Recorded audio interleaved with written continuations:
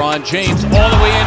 And here comes Simmons the other way, 3-on-2. Simmons eludes the defender and lays it in with that.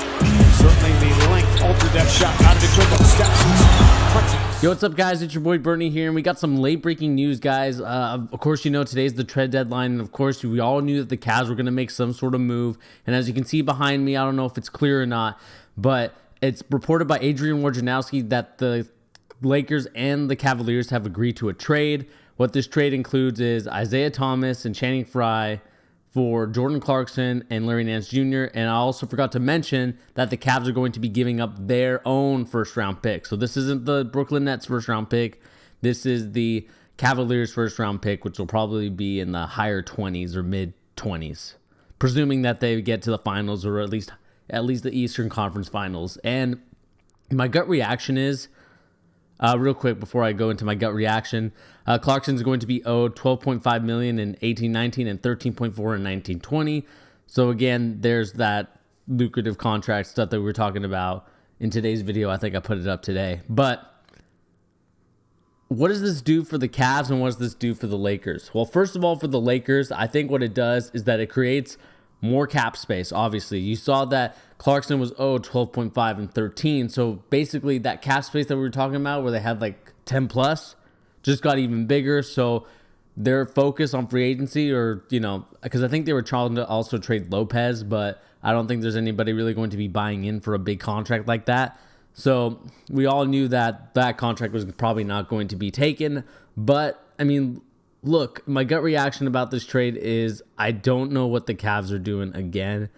The only reason why is because the two guys that they're bringing in, although they are young, although they, you know, bring scoring off the bench, it just kind of is in the same dilemma that they're in, except, you know, Clarkson's a little bit taller than Isaiah Thomas, but there's no defense. Like, you didn't bring anybody in that plays any lick of defense. We all knew that Isaiah Thomas was a liability there, and, you know, he has issues and he's the scapegoat again.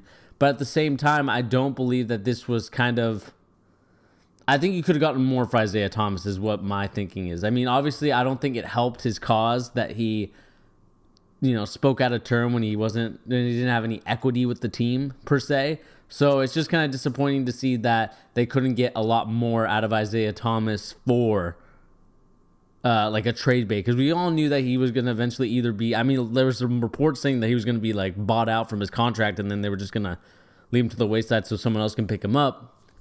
So like I said, gut reaction, I'm kind of shocked in terms of what they got back for him. I thought they could have gotten a lot more. I don't know what other trade offers they were listening to, but if that's the one that you agreed to, I'm a little bit questioning it. And to give up your own first round pick, which is really crucial. And basically this kind of kills any other rumors about the Brooklyn pick being traded because of the Steppen rule, which basically says you can't trade consecutive first-round picks. So this basically puts all the rumors to rest about the Brooklyn's pick. It's done. You can't trade it anymore. It's going to be remained with the Cavaliers. And what better way, the Steppen rule, which was made up by a Cav, kind of screws over the Cavs. Not really screw them over, but it really kind of halts whatever they were trying to do. It's just kind of crazy to me that you would give up your own first-round pick for just Jordan Clarkson and Larry Nance Jr. Although I do like Larry Nance Jr. and I do like Jordan Clarkson, I just don't know if they really fit the scheme and all the schematics of what the Cavs really need. I mean, you already have Derrick Rose, you already have D Wade. I don't know who you're going to be inserting into the starting point guard role. I don't know if you're going to probably put in Jose Calderon now, because he does fit better with that unit than, let's say, like a Dwayne Wade or a Derrick Rose. Or do you put Jordan Clarkson in the starting lineup? I don't know what you do, but it's going to be interesting to see if these guys can step their game up for LeBron James. Obviously, LeBron James doesn't like playing with younger talent, even though these guys are, you know, seasoned vets a little bit. They have some experience in the league. It's just not up to the standard that I think LeBron is, and I want to know if they can meet up to expectations for what LeBron wants them to do as the players that they traded for.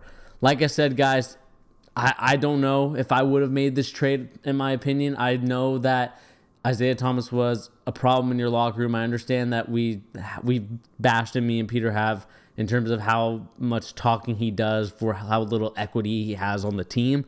But at the same time, you can't deny the fact that you really got screwed over a little bit because I think you could have gotten more for Isaiah Thomas, but I think you panicked. Even though he was on a 1-year deal and you probably got the best you could for him, I think there was probably another deal out there that someone would have taken. But that's just my opinion. Of course, me and Pete, once we get back to the office, we'll really discuss and really talk about more about what this trade implicates and what we really think of the trade. Right now, this is just my gut reaction, so my opinion can change later on now that more facts have come out. But this is just one of the bigger trades that happen right now in the deadline. Of course, it is today, Thursday. So, look out for more videos. If there are bigger trades to come, I'll let you guys know.